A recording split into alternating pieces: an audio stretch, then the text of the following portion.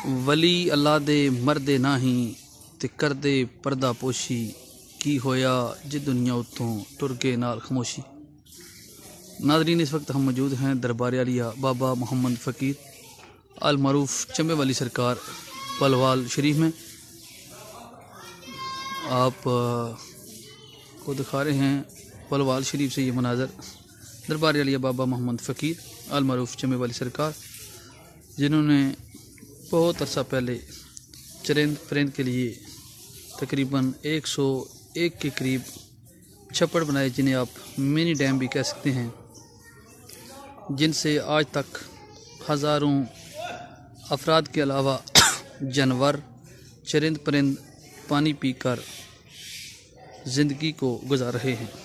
जंगलात में पानी की अशद ज़रूरत होती है और बाबा फ़कीर ने अपनी सारी ज़िंदगी रज़ा इलाही के मुताबिक गुजारी और मखलूक के खुदा की खिदमत में इन्होंने हर दम गुजारा।